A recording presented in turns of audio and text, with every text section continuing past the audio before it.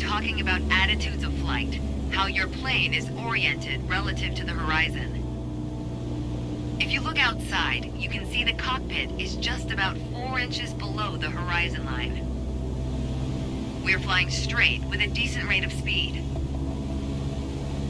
This is the cruise attitude. Let's see how it reads on your instruments.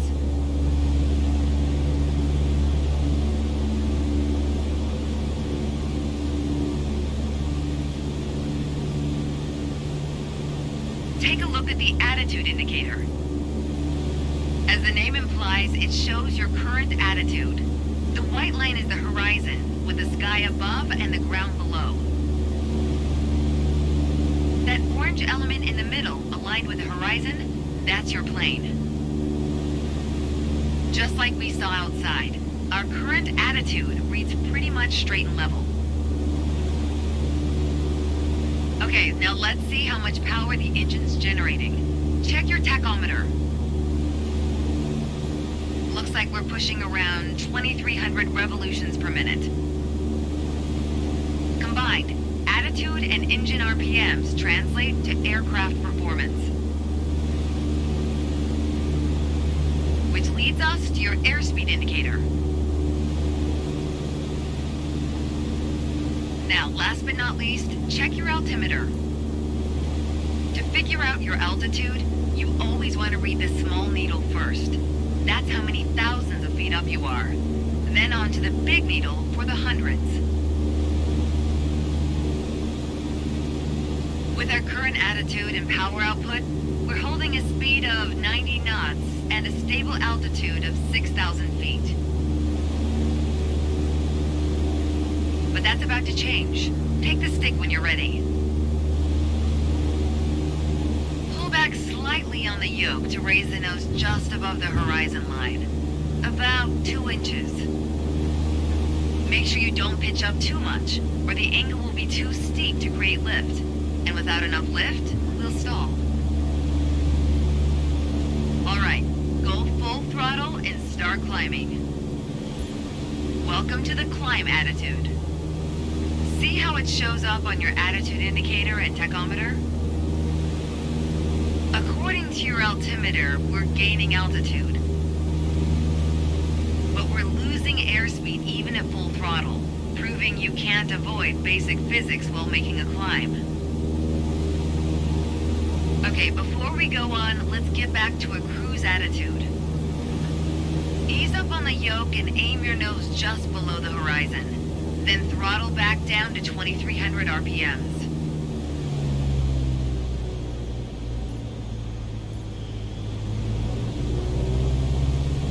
Nice job.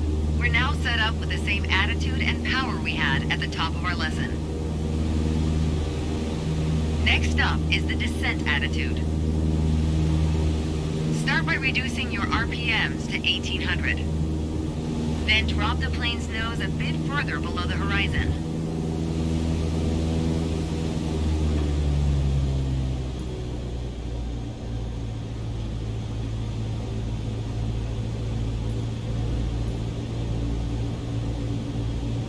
As expected, with a nose-down attitude, our altitude is decreasing, while our speed is picking up. Why don't you get us back to a cruise attitude, and we'll hit the last part of our lesson.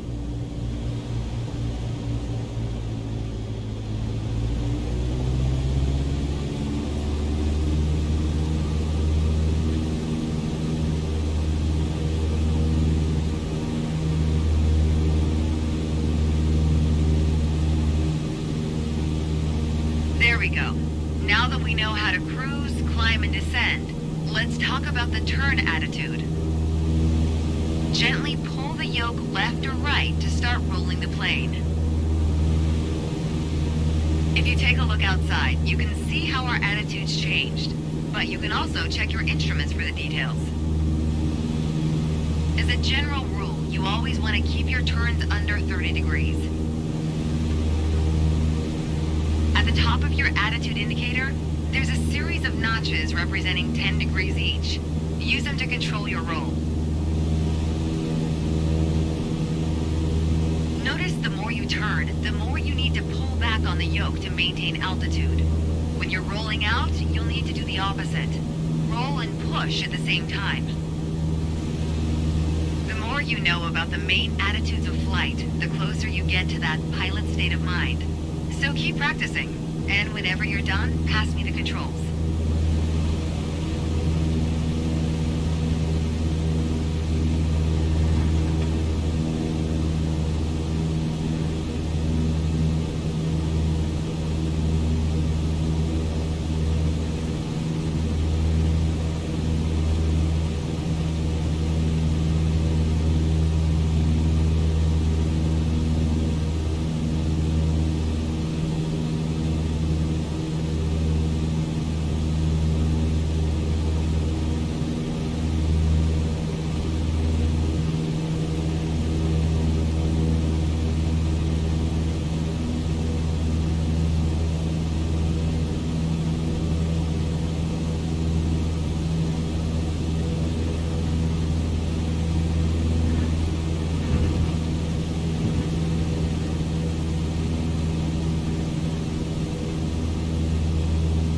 I've got control now. Well done.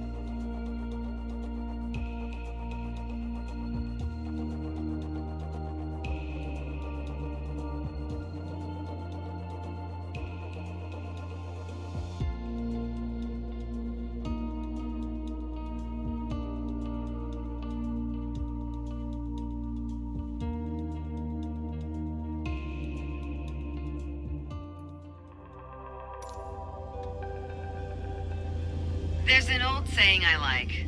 A mile of road will take you a mile. A mile of runway will take you anywhere. Taking off isn't hard, but there are a few key points to remember. First, we always take off into the wind, which won't be an issue on a calm day like today. Second, before we enter a runway, we always make sure it's clear.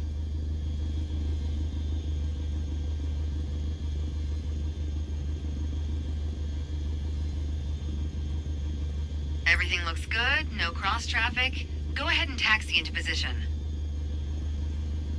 The rudder pedals should make steering the plane pretty easy.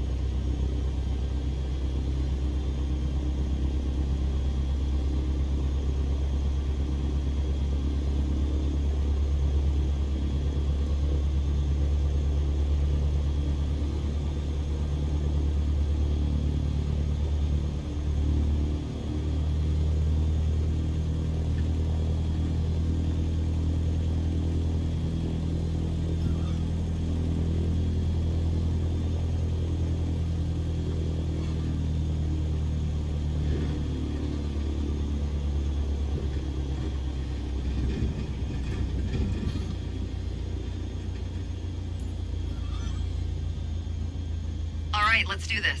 Apply full power and I'll walk you through the takeoff as we go.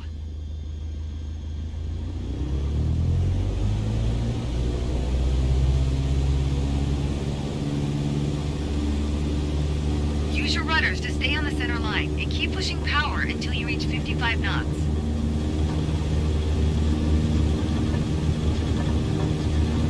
Good. Now gently pull back on the yoke. Line up the top of your instrument panel so it's a couple inches above the horizon. That'll pitch us up and set a good climb attitude. And we're airborne. Focus on flying straight.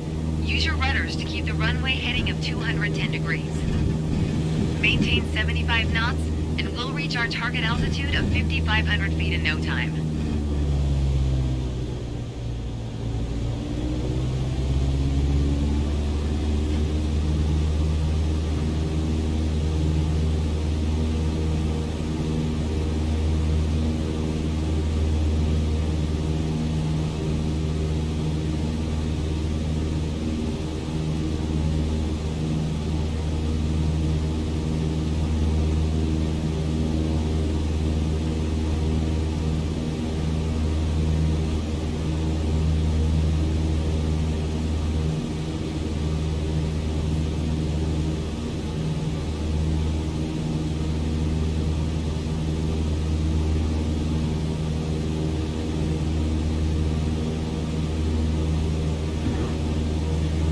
Ah, 5,500 feet. A nice, safe altitude for part 2 of our lesson. Straight and level flight. First step here is adjusting our attitude. We're in a cruise attitude, pushing max power. To stay level at our target altitude, let's start by easing the throttle back to 1,800 RPMs.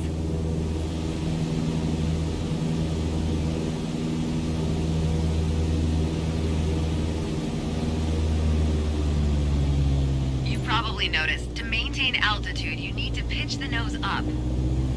You could just keep pulling on the yoke to hold steady, but that's not really a precise means of control.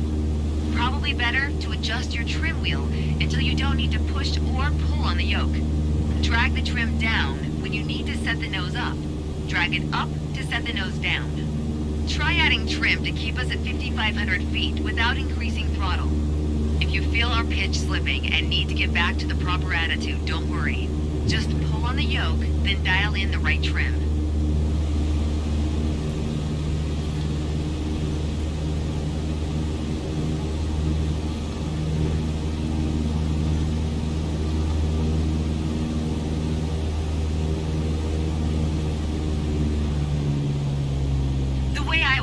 When you adjust the trim, you make rough changes at first to remove pressure on the yoke, then small adjustments to find the perfect setting to keep your desired attitude. That's the key to straight and level flight. It saves you from constantly pushing or pulling on the yoke. And that gives you more time to enjoy the ride. If you want more practice using the trim, go for it. Whenever you're ready to pass the controls, I'll be here.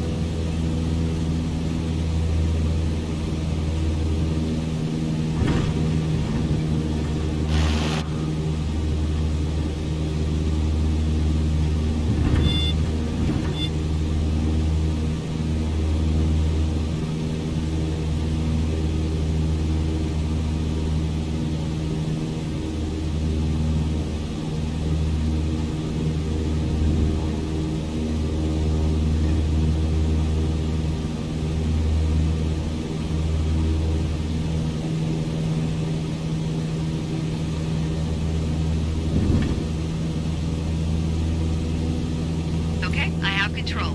Hope you enjoyed the lesson.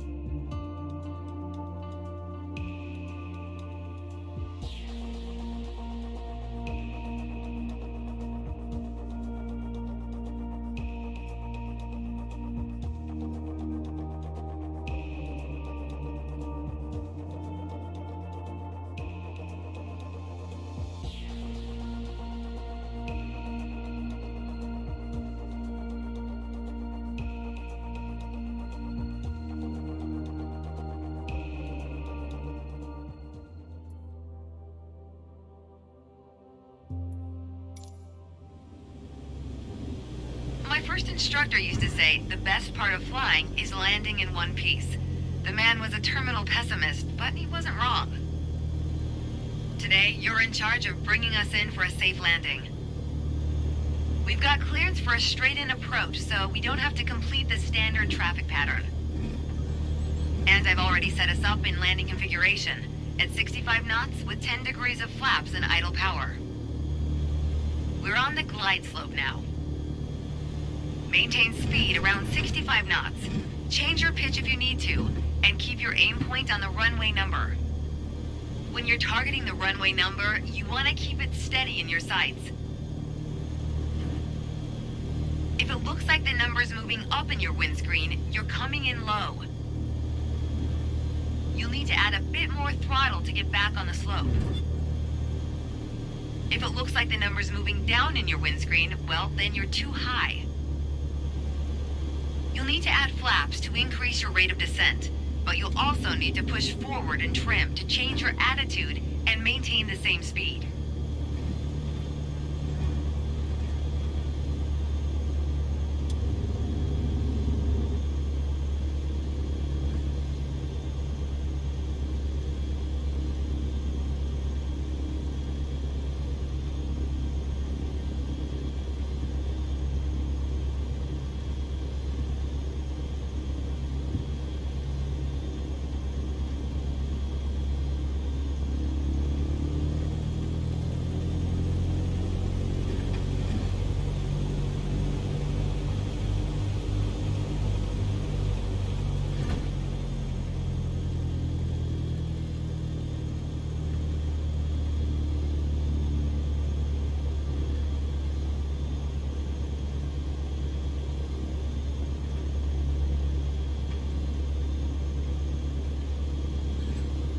Keep your aim point on the runway threshold.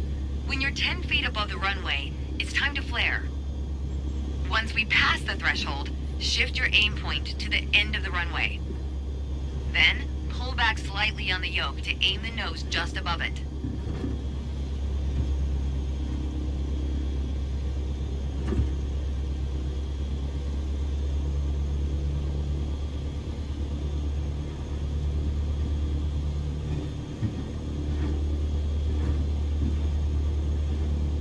Okay, we're past the threshold. Start the flare. Keep pulling back slowly. Let the plane settle onto the runway. Don't push it down, but don't let it start climbing. Nice. Now apply the brakes to slow us down and bring the plane to a stop.